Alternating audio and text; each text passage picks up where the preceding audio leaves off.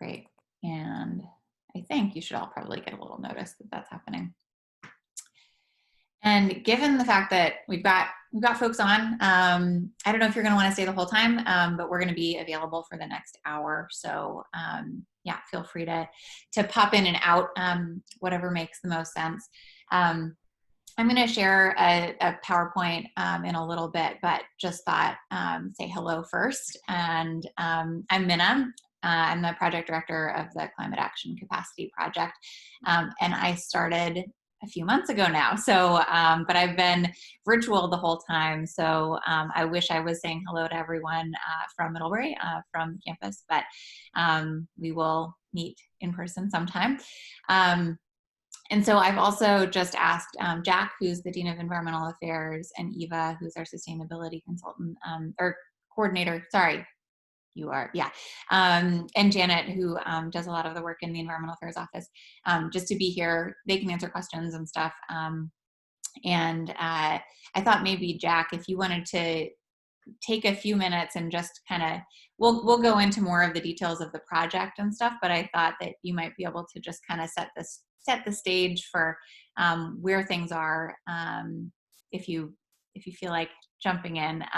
And my pronouns, which are in my name, are she, her, hers, and we'll certainly try to continue sharing and working forward there.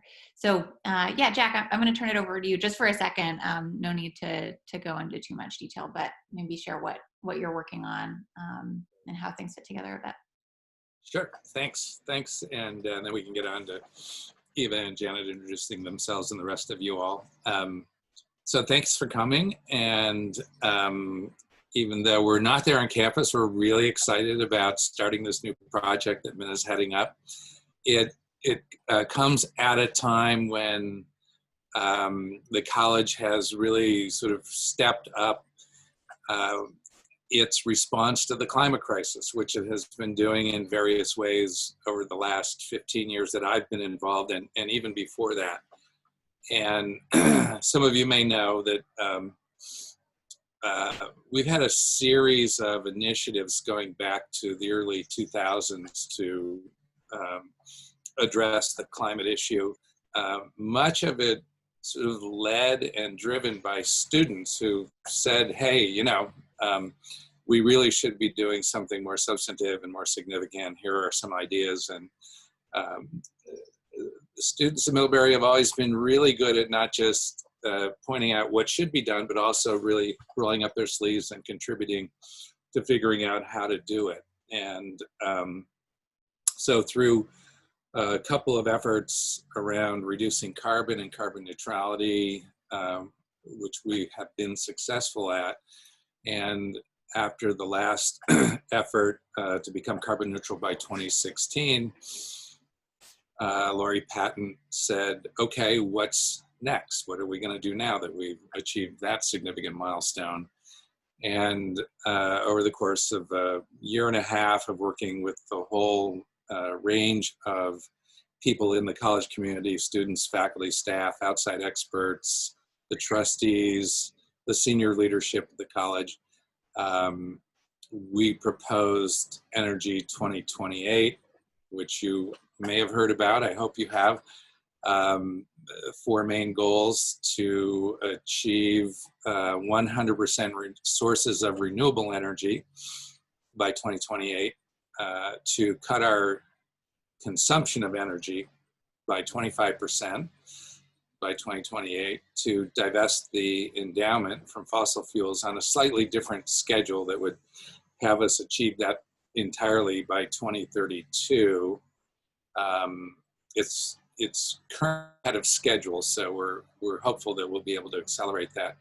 And then probably the most important and the most challenging one, and that's to integrate all of those things into the teaching, learning, and research that we do at the college, and make it an integral part of what goes on. And in that regard, the project that Minna is leading, the Climate Action Capacity Project, is a really significant element of that component. And of course, that component helps us achieve all the other goals of Energy 2028. And Minna's going to share more about that with you.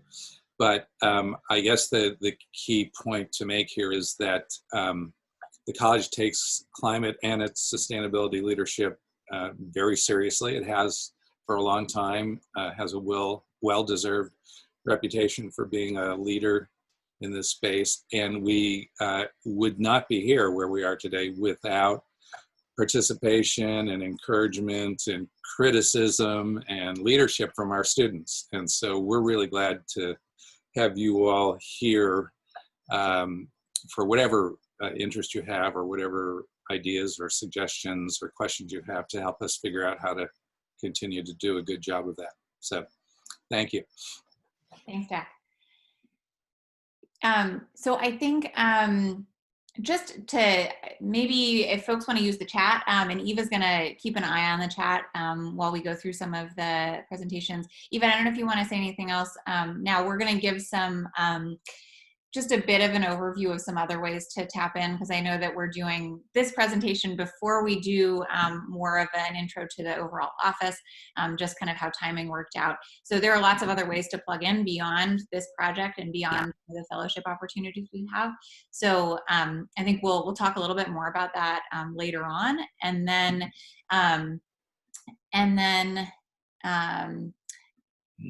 Eva will be leading, we'll have a session with the group later in the week. I think that's on Thursday. So I'm gonna actually go ahead and share my screen. And I just saw a chat before I'm gonna head into more PowerPoint mode. How students should connect with us. Yes, absolutely. There's information on the website, and there's also information I think in some orientation materials, but we'll be coordinating with the orientation team to make sure that folks have access to see all of this. So I think with that though, I'm gonna head into slides, and if questions come up, I mean, also feel free to just interrupt me, because I can talk, and that can be challenging. But Eva, also, if you wanna just note if folks have specific questions going forward, that'd be great. So I'm going to go ahead and share my screen. And some of this is a little bit duplicative of what Jack was just talking about, but we're going to, alrighty, does everybody see that? Well, okay, cool. So, so today we just wanted to spend a little bit of time in giving an introduction to the project, what the mission and goals of the project are, our focus areas, some information about the fellowship program, and then some key partners and other opportunities for people to get involved, and spend as much time as we can answering questions as well for folks that have them. So the first thing is that, and this goes to some of what Jack was saying, where a lot of student interests come from, is that 95% of students rank climate change as important. And most, by and large, at least in the past, in kind of 2019, early 2020, it was kind of the primary concern, primary issue for many students. We're sure that would look really different now. But it's something that students come in very aware of. And there is this history of action and ambitious commitments at Middlebury. It's well-deserved. It was the first environmental studies department, the Office of Environmental Affairs, and the Franklin Environmental Center do a huge amount of good work. There's a wonderful student group called the Sunday Night Environmental Group, and others who are just leading the way in terms of advocacy. There are also concrete ways to get involved through environmental council and in more advisory way as a student, lots of others. And then, as Jack was talking about, Energy 2028, which is huge. It's really Middlebury saying, here are all these different ways in which we're tangibly going to be addressing climate change through our own actions, and then also how we're going to connect that with the experience of students. But if you have 95% of students saying that this is, crucially important to them, and you still have, I think there are still many students who go through Middlebury and who don't have explicit ways to get connected, and may also say, that's really interesting, it's really important, I don't know how to get involved, I don't know what to do, given my skill set, given my interests, and everything like that. And so that's really where this project came out of, was to say, we're already doing a lot, there's already a ton of good work being done, how do we continue to support that, and also how do we find gaps, and how do we continue to address ways in which students could continue to be involved. So this is where the mission really came out of. which is to provide all Middlebury College students, so all students across disciplines, all across interests, with the knowledge, motivation, and capacity needed to be effective and transformative leaders on climate change across backgrounds, disciplines, and career paths. So when we talk about this, we say, what do students need? Sure, they need knowledge, but they also need to understand why and how they might act. And then what are the ways in which they might be leaders on climate? And really thinking about this kind of across backgrounds, disciplines, and career paths, making sure this is a really inclusive space, making sure that this is, and also make sure that there are ways in which art students and econ majors and humanities students and athletes and everything find ways that to come collaborate as well. So just a few details about kind of the project itself. So we're launching into this first initial 2-year grant cycle. And so not to bog you down with too many of the details or anything like that, but just to give a sense of, this is a pilot project. This first year is piloting a lot of stuff. It's really connected with a lot of the work that is going on beyond. But we certainly expect that there will be more work to be done beyond these first 2 years.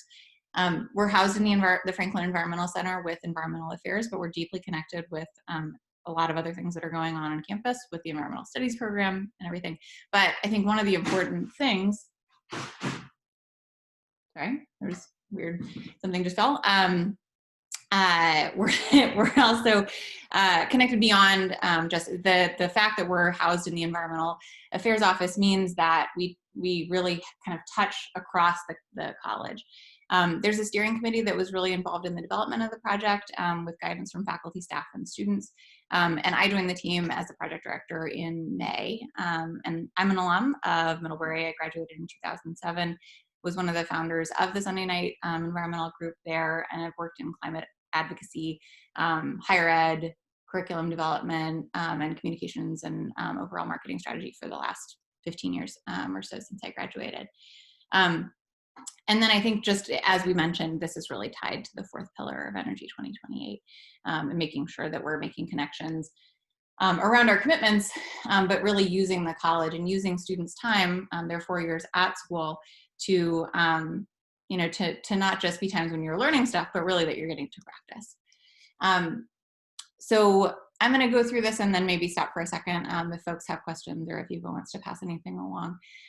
But really the guiding principles that we're talking about when we're talking about this project are, and I deepen and broaden are bolded because they're really kind of the keys, I think, here. One is to deepen for students and those who are already really deeply engaged. We want to make sure that they're supported. So if there are, there was a Naomi Klein event that was able to happen last spring, which was great. It was really, really well attended, capacity crowd. And then there were follow-up events. There were also a suite of events that I think students had largely organized. These are for students who just are really excited and really fired up already, and we want to make sure that they have resources to do the things that they want to do. But we also want to broaden the definition of climate leadership and make sure that students have resources so that, if they don't see themselves as a climate activist yet, great, that's fine. Let's find ways for them to be supported. There was a wonderful, Eva and her team with the Sustainability Solutions Lab this summer coordinated a really great effort that many of you probably saw, which was an art contest. And these are the kinds of things that I think we'll continue to try to develop so that there are lots of different ways that people can express themselves. We also want to make sure that we're connecting really well across the college. We want to contextualize, we understand, and this isn't something that I've talked about too much yet, but I mean, we're virtual right now, but that's also just because we're in this moment of a pandemic, situated in a greater context of really important work to address racial justice and many other things. And so I think that thinking about climate change, it's not really just an abstract topic. It's really deeply connected with so many other things that are going on. We want to adapt, so we want to make sure that we're the things that we're tackling, we're trying things out, and then we're shifting to depending on what's the most effective way to go about things.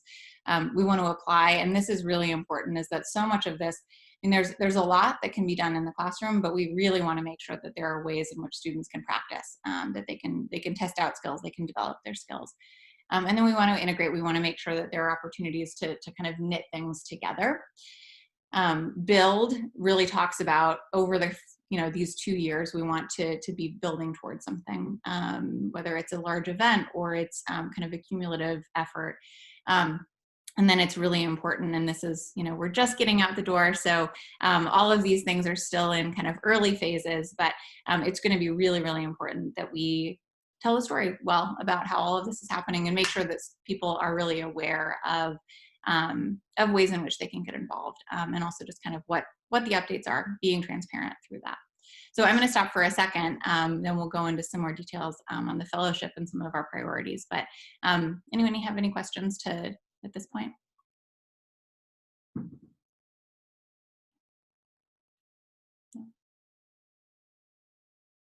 Okay, well, I'll keep going.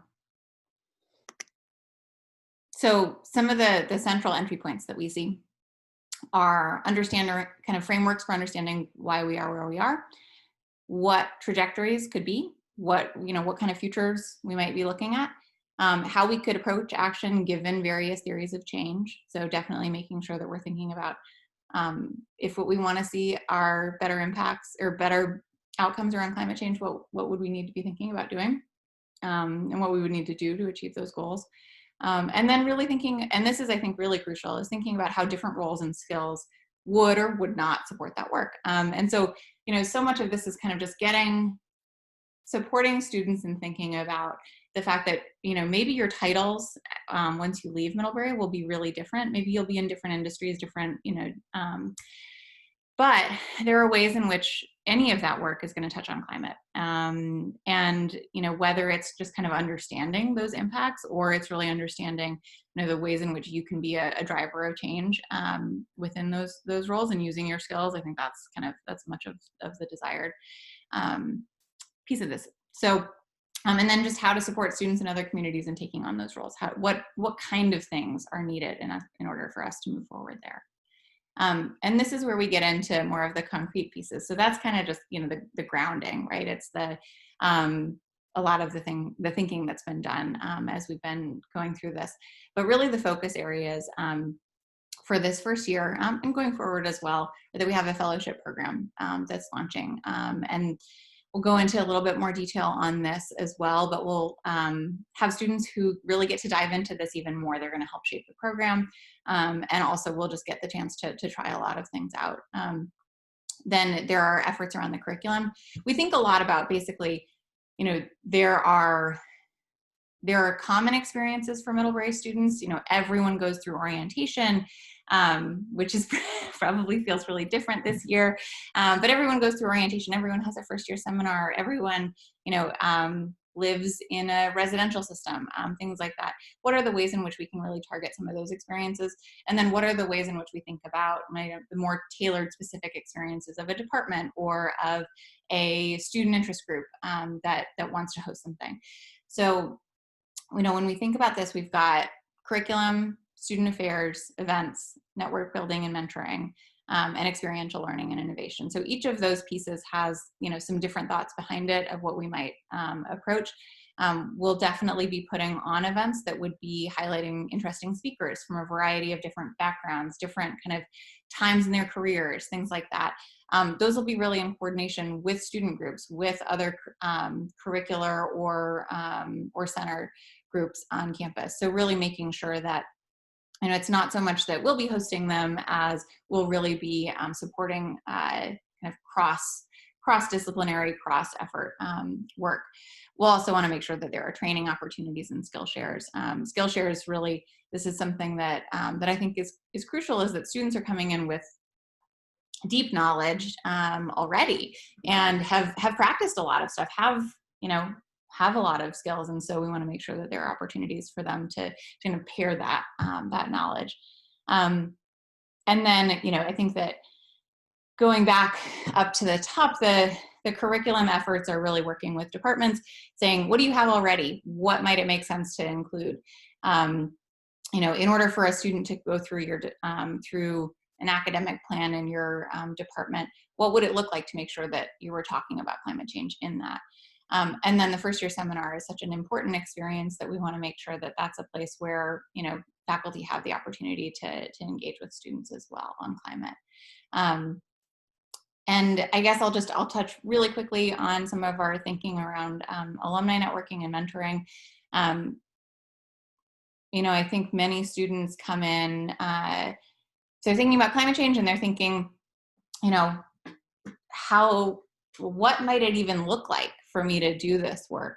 And so the more that we can connect alums to each other, but also connect alums to students through some of the available platforms that we already use, but really making sure that, a student can understand that work in various different fields could really overlap with their efforts on climate, their interest in climate. Eva, it looks like there might be a few questions. Is there anything you want to bring?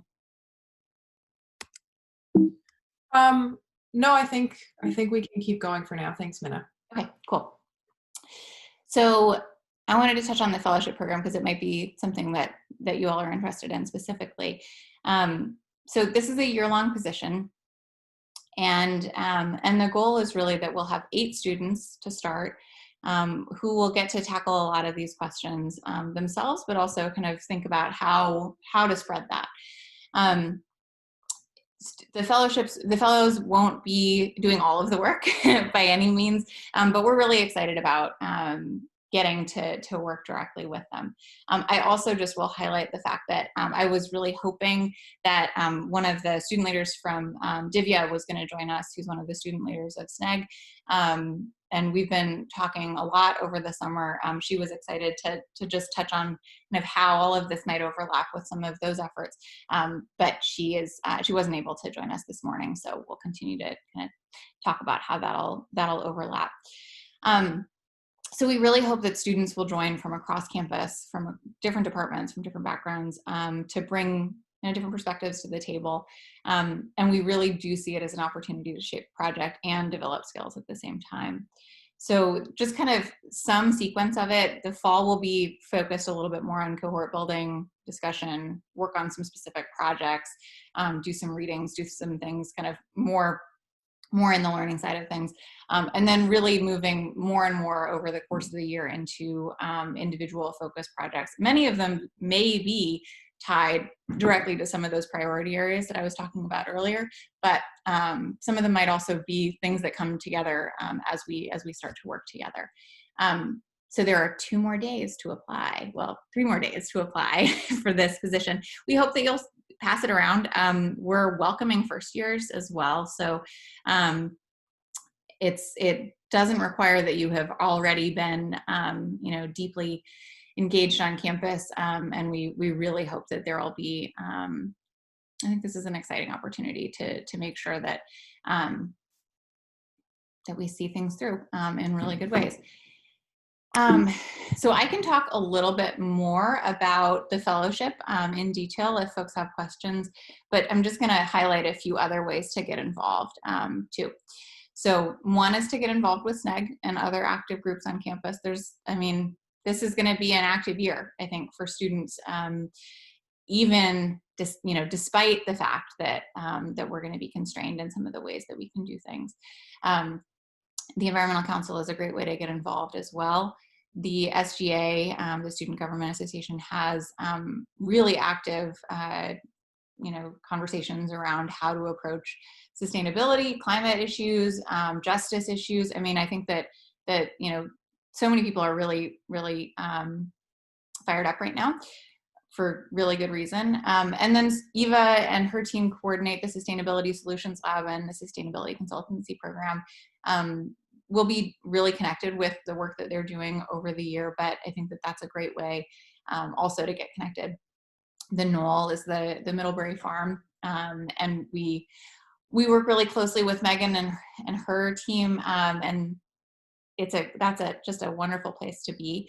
And then I would say that, we're going to be working really closely on Energy 2028, as will Eva, but definitely keep an eye out for other updates going forward around the program. And there will be a forum this fall that will really be trying to, knit together so many of these questions about what's going on campus and where to connect the dots. And then also the Environmental Studies program host a colloquium with really amazing discussions every Thursday at 12:30. Yeah, would love to find other ways to connect. This is only, a portion of many of the things. I'd also highlight that, the work that we're doing in collaboration with so many other groups on campus. Part of that is just because there's already a lot that's going on, and it's really exciting. The career office has great resources for if you're interested in getting, going down various different paths, and we're going to continue to partner with them on some of those things. But I'd also, we welcome feedback and interest. So I think I'm going to wrap it up there. That's what I've got for slides, but would love to answer questions, go back to anything that wasn't clear, and just, continue the conversation. I'm going to also exit screen share so that we can just talk. Great. Cool. So anyone have anything that comes to mind that they'd like to pass along?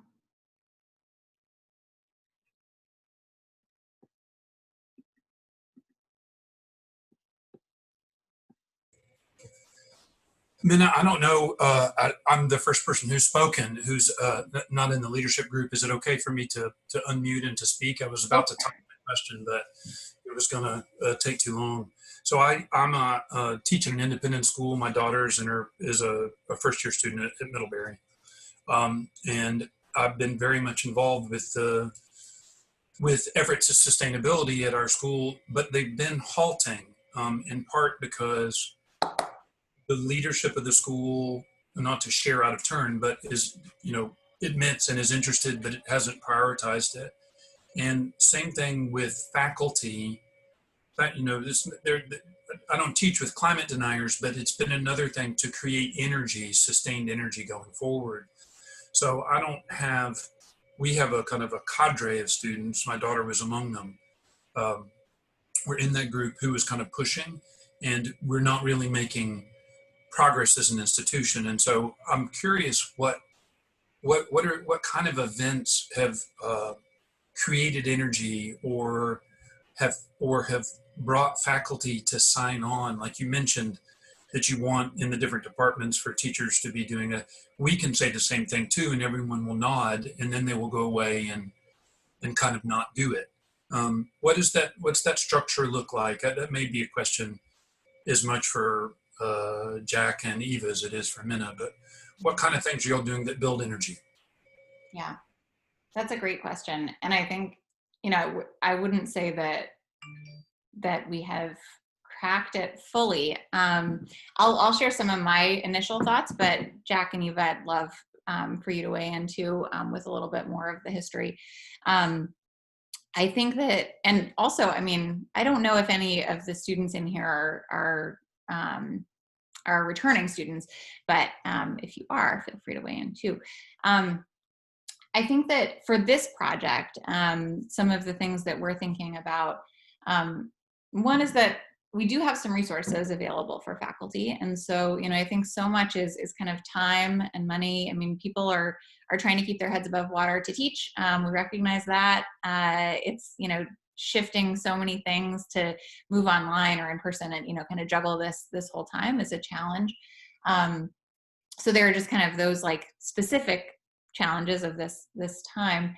But I think that, one example that I think was really interesting was that there was a Naomi Klein talk in the spring, which was recorded and was really well attended. And then, not saying that Naomi Klein is the entry point for everybody by any means, but there was this talk, and then there were two follow-up events. One was just for students, and one was really for faculty. And it was the faculty one was faculty organized, and was faculty coming together saying, so how do we as faculty think about, how we might address these questions in our classes? How do we trade advice? How do we, move through these questions together? What are some of the challenges that we're facing in doing that? And so, I certainly think there is faculty coming together who, you know, respect each other and are interested in kind of those takes. And then at the same time, I think you know, as you were saying, your daughter is coming from the student perspective. We're excited to work with students too who are going to push their departments, who are going to come into their curriculum and say, I'm not seeing this here, you know, and I really think that it needs to be covered in, you know, in this syllabus, in this topic. I know that the environmental studies program has an advisory group of students who can also come in and say, hey, you know, we'd really like to see this topic brought into this class because it impacts the way that we're able to, you know, to have these conversations going forward and act. So I think that, you know, there's action from lots of different ends. One is this overall school's priority. I mean, we certainly have that as a commitment from Middlebury, but then how it trickles down, right, into the ways in which faculty interact and kind of influence each other, and then also kind of where that energy comes from. And then I think we think a lot about just like how we resource that, how we support those conversations happening, less about kind of being prescriptive about exactly what has to happen in those, but more about like how we help foster some of those conversations if we can.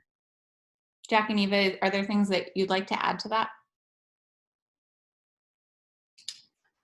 Sure. I mean, Minna, that was a great response and also a great question. So thanks for asking. I mean, I think something we talk a lot about is just kind of getting sustainability and environmentalism as unsiloed as possible. And so kind of appealing to a broader audience. You know, when we host an event that's like,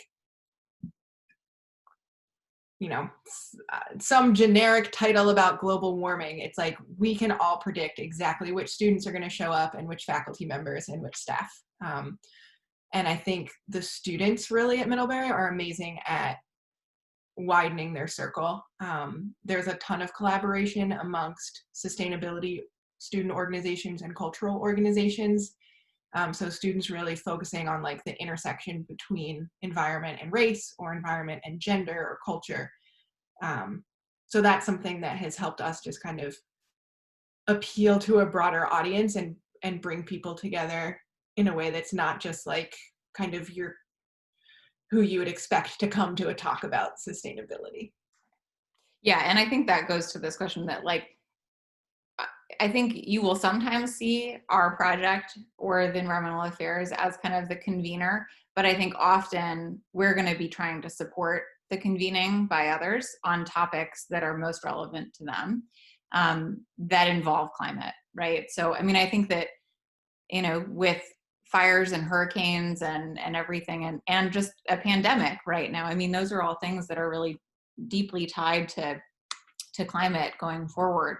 And so you know, I think that there's so much that's happening right now that kind of not bringing in climate is we're just not doing any of this in a vacuum, right? But Jack, I don't know if you want to weigh in either, or if other folks have questions. No, that was really great. Well, there's a question and a response. I guess I'd just add to that. I'm not sure where your independent school is, and there are, of course, geographic differences in where students are coming from. I know in our case at least, and many others outside of the New England small colleges, this generation of students has among their primary concerns climate and the climate crisis and how to address it, from a you know an appeal from appealing to the interests of students. Having an answer to the question the students might ask is, how are you preparing me to deal with climate and with racial equity and all the other things that are really important to the quality of my future. That may be an impetus for faculty and administrative leadership to say, maybe we should be thinking about how we provide those kinds of things for students, or you know, maybe it's a matter of just servicing that that in fact is a strong interest of the students who are coming to the school, and you know, they're an important part of why the school exists. We've always, I think, benefited from having an administration who essentially says we're very supportive. We sustainability and addressing climate and social justice and equity is a priority for us. But we want to continue to see that it's coming from the students, that there is an impetus and a drive to do this, and that kind of meeting in the middle. And you'll hear Lori Patton talk a lot about kind of using the governing structures of the college to come to consensus on contentious issues, like should we divest? That was a contentious discussion, and you know, I think you can use those issues as a way of perhaps expanding the awareness and the interest and the commitment to try to bring sustainability and these other topics more present into the curriculum and into the discussion and the other ways in which the school conducts itself. So I don't know if that's helpful, but I think those, in looking back in our case, those have been some of the elements that have made it, you know, it kept us progressing in this front. And I'll just echo too, I think what both Minna and Eva said too, we have had in the past faculty workshops on integrating sustainability into what you teach, no matter, and we actually say we prefer not to have environmental studies faculty when we're not excluding them, but we'd really like to see faculty from other disciplines. And the faculty who show up from those other disciplines, by and large, say they're there because their students were asking them, what does philosophy have to do with and say about sustainability? You know, what about computer science and sustainability? You know, where is it in the curriculum? And so they're saying, and provide curriculum and information for my students who are asking that. So that's an important driver too. Anybody else want to weigh in with a question?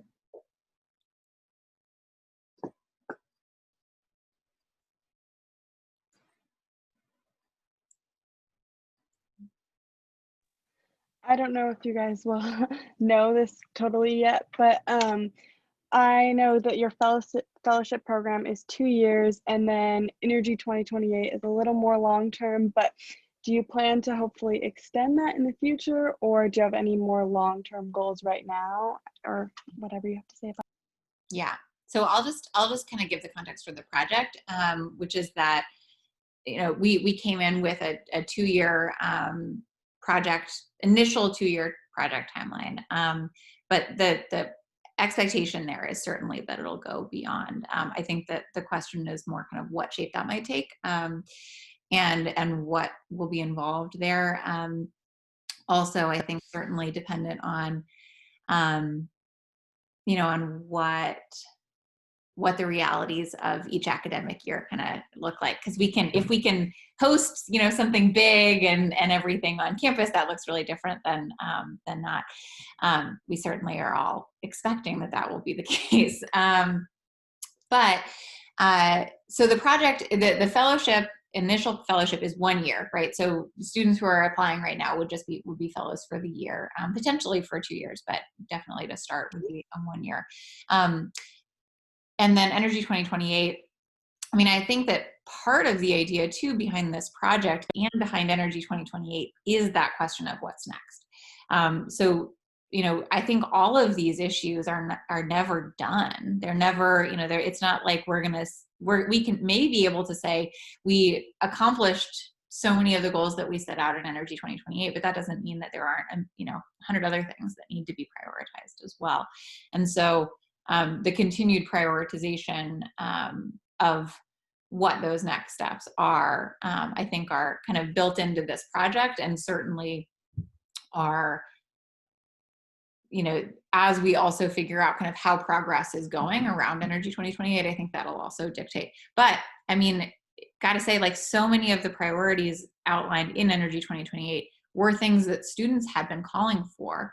And so I would certainly anticipate that many of the things that students call for are going to be things that would be next on the list as well. So I would also say that I think Energy 2028, and I think this is reflective of what many students would say too, is that students were surprised at the ambition of Energy 2028. and that's okay. We hope to continue to do that, I think, to go beyond the expectations of what folks are asking for. Jack, I don't know if there's other stuff that you'd like to bring in there.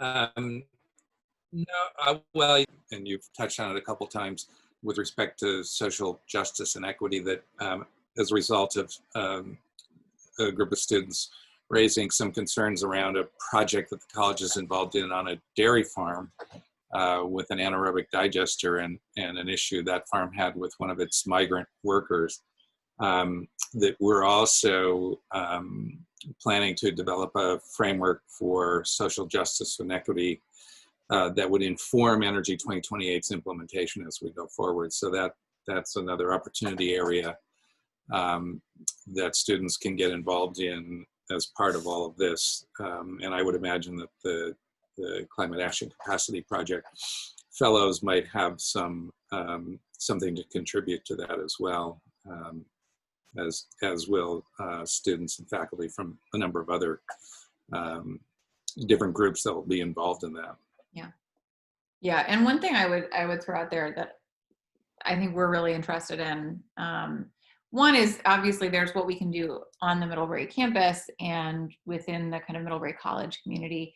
And then there's just the recognition that all of this is situated within Middlebury, the town, and Vermont State, and, you know, these much broader. And then there's also just the fact that, like, we're talking largely about Middlebury College campus in Vermont, and then there are all of the other programs that are affiliated with Middlebury that are important. So there, you know, I think that the thinking about kind of how situational we are in terms of the networks that we're a part of, the community that we're in. I mean, you know, we can do much more, I think, if we don't just think about our own energy choices, but we think about kind of that broader impact too. So I would certainly, I think that there is already a lot of really good work being done and thinking about this. But, you know, what does it look like for us to really, I mean, COVID is an amazing example, I think, of the college working with the town. You know, not always without contention, but certainly, you know, thinking about how a challenge can be confronted together. And so those are things that I think would likely continue to come up and continue to be a part of priorities going forward.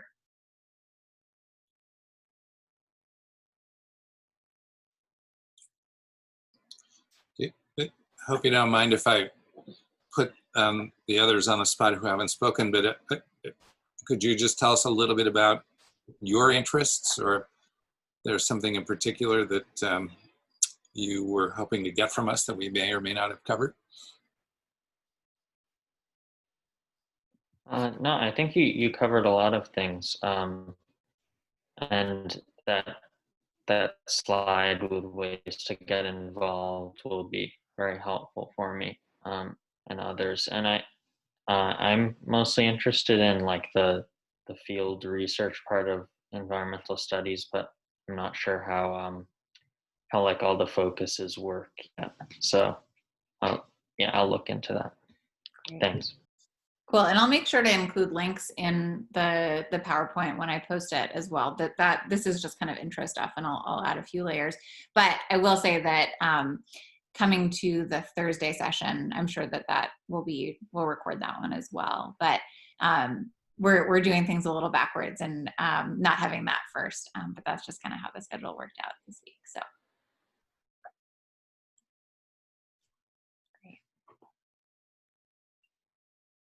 If anybody else wants to weigh in, we're just excited. It's great to get the chance to to just meet folks and connect. And yeah, so Andy and Molly and Bo, I think are you all first years? And what about you, Annette? I don't know if you can join the audio. First year. Okay, cool. So yeah, I guess the other piece of this is just, if there are, I'm sure it must be an odd experience to be sitting in your dorm rooms and going through orientation in this way. So, I would certainly open our email and Zoom inboxes if you have questions or other things that are coming up. But also just suggestions for ways that, if you're feeling like you got too much that's being thrown at you, or if you feel like you'd actually really like more from us and other offices, certainly let us know. I'm sure you'll be in touch with the orientation folks too, but we're always happy to lend a hand and talk with other folks too. So yeah. Cool. I just wanted to briefly mention at Minna that list of ways to get involved is perfect. And as you guys noticed, probably there's lots of like kind of prepackaged ways to get involved. There's the Environmental Council, the SGA, working with us in a variety of positions, including the Climate Action Capacity Fellowship. But we also are totally open to new ideas. The easiest way, normally the easiest way to get in touch is to walk into our office. This semester, we are all clearly not on campus. But the Sustainability at Middlebury email address for students and parents that's our open door this semester. We often have students contacting us and saying, hey, I had this idea, I saw that maybe there's a way that the mailroom can be more sustainable. Can we talk? And then we'll work on it can morph into a project. So for as many prepackaged ways to get involved, there's that many or more ways for you to come to us if you have ideas. Yeah. And we're very open and excited about student-generated ideas too. Yeah. So that's an option for sure. No, that's super important, Eva. I think that we want to make it easy for you to tap into things that that are set up, but are really excited about coordinating on stuff that you come up with. I'd also throw out there that I think we'll be adding many of us will probably add like Calendly or other links on our emails and other places, so that if you do want to book a time for half an hour or whatever, just talk, get advice, anything like that. And then we'll probably, I know I will do like just an office hours session every week, most likely. So cool. So I'll just, since we have 5 minutes, Yeah. I was just thinking of a project just to kind of give you an idea of how some of these things link together. This summer we had remote internships through the Sustainability Solutions Lab and our global partnerships for a sustainability program that we do with the schools abroad, where we have partners in places where our schools are. And we had some students work with those partners, one in particular in Irkutsk, Russia, with our school there and a non-governmental organization called the Lake Baikal Eco Center, who were looking for help in developing an online challenge for kids and families to learn about the UN's Sustainable Development Goals and to get involved in them in some way. And so they created this really, really great online challenge for learning what the 17 goals are about, and then kind of working their way through learning about one and doing something to help advance movement toward that goal. So we're also a part of a regional center of expertise network that the UN has established around the world. Middlebury is the Franklin Center. There's a regional center of expertise in the city of Burlington that UVM and Shelburne Farms and the city of Burlington established. And these centers help build networks locally of all kinds of organizations that support these goals and are working to bring them to their own communities and working on them. So the challenge that our summer interns worked on is going to be adapted and will be offered through the Greater Burlington Regional Center later this month as they do some outreach around the Sustainable Development Goals Week. So it's just a really nice example of how students can work with a really interesting group of partners, some 12 hours around the world, time zone wise, but then bring it back home and put it to use and kind of adapt the work that they've done in one place to, help advance sustainability in another. So, I just wanted to share that example as kind of, you could jump in at different points along that process too. So yeah, feel free to kind of, once you get a better sense of all these things going on, find an entry point for yourself as well.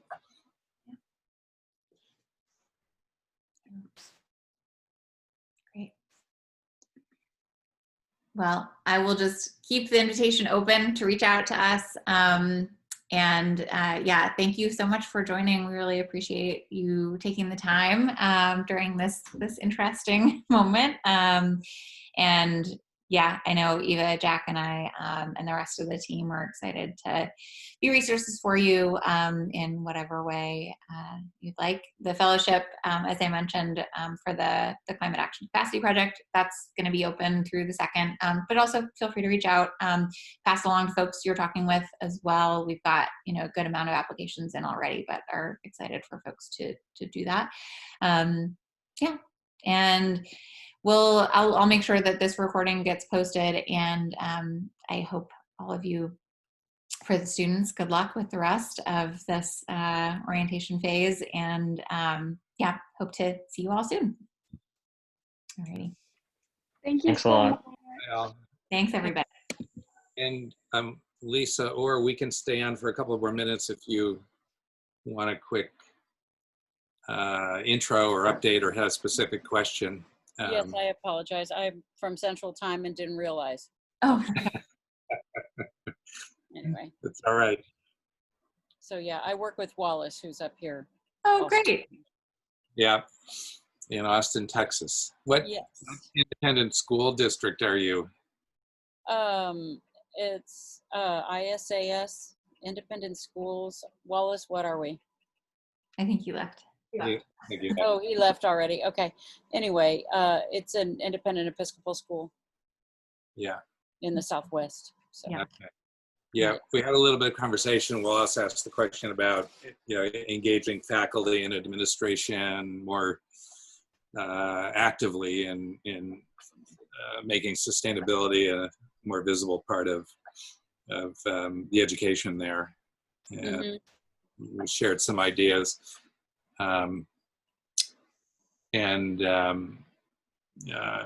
It sounded like he characterized the history of sustainability there as sort of being episodic, but not sort of kind of self-generating yet. And it sounded like maybe that was the hope or the goal that he was asking. How did it come to be that way at Middlebury, which I think is a fair characterization of it.